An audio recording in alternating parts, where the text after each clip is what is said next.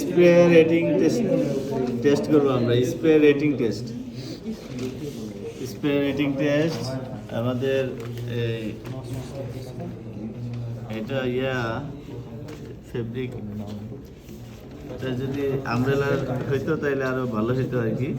আমাদের এটা এমনি নর্মাল কাপড় আর কি, কাপড়ের মধ্যে তো মেশিন স্পেসিফিকেশনটা হচ্ছে স্প্রে রেটিং টেস্টার, ম্যানুফ্যাকচারার এখানে লেখা আছে এডি ল্যাব,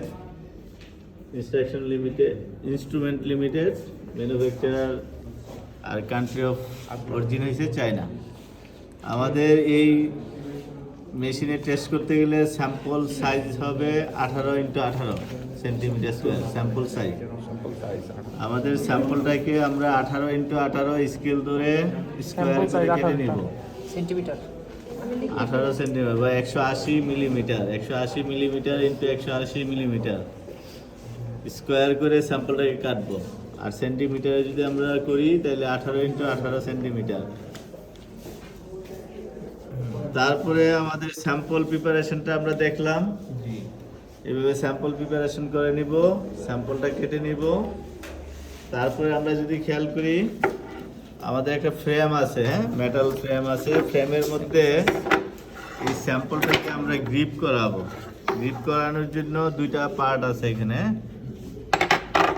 আমরা স্যাম্পলটাকে সেট করব ফ্রেমের উপরে, মেটাল ফ্রেমের উপরে সেট করব, করে আর একটা ফ্রেম দিয়ে স্যাম্পলটাকে আটকাই নিব।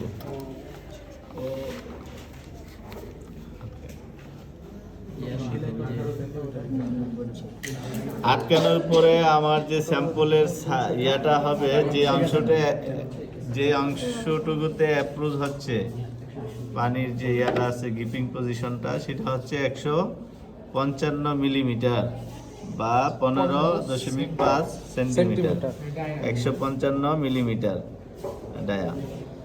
আর হচ্ছে আমার এই ফ্রেমের এমনি একুরেট মাপটা হয়েছে, মানে যেই জায়গাটা অ্যাপ্রোচ হবে অ্যাপ্রোচটা হয়েছে আটকানো পর্যন্ত বলছে 155, আর অ্যাপ্রোচটা হয়েছে যে অংশটা গ্রিপ হয়েছে 150 মিলিমিটার, 150 মিলিমিটার। তার মধ্যে আমাদের এটাকে আমরা এইভাবে সেট করে দিব। সেট করার পরে আমরা যদি খেয়াল করি উপরে একটা নজেল আছে, এই নজেল থেকে আমার স্যাম্পলের যে ডিস্টেন্স সেটা হয় 150 মিলিমিটার, সব 150। হ্যাঁ, এই নজেল থেকে স্যাম্পলের যে ডিস্টেন্স, নজেল টু স্যাম্পলের ডিসটেন্স 1, স্যাম্পল থেকে নজেলের ডিস্টেন্স হচ্ছে 150 মিলিমিটার বা 15 সেন্টিমিটার। তারপরে আমাদের যে নজেলের মধ্যে যে হোলগুলো আছে, হোল আছে 19টা আমার এই মেশিন টু মেশিন কিন্তু হোল ভেরিয়েশন হয় 1201। হ্যাঁ, তাইলে আমাদের এই যে মেশিন 19টা হোল আছে, হোল। আর হোলের ডায়া হচ্ছে 0.86 মিলিমিটার।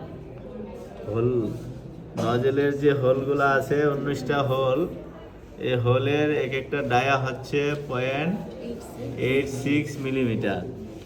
তারপরে একটা ফানেল আছে আর একটা মেজারিং কাপ আছে। মেজারিং কাপ দিয়ে আমরা 250 মিলিমিটার পানি নিছি, ডিস্টিল ওয়াটার হবে এটা, ডিস্টিল ওয়াটার নিতে হবে। এই ডিস্টিল ওয়াটারটা আমরা কি করব, এই ফানেলের মধ্যে দিব, পাশাপাশি সেম আমরা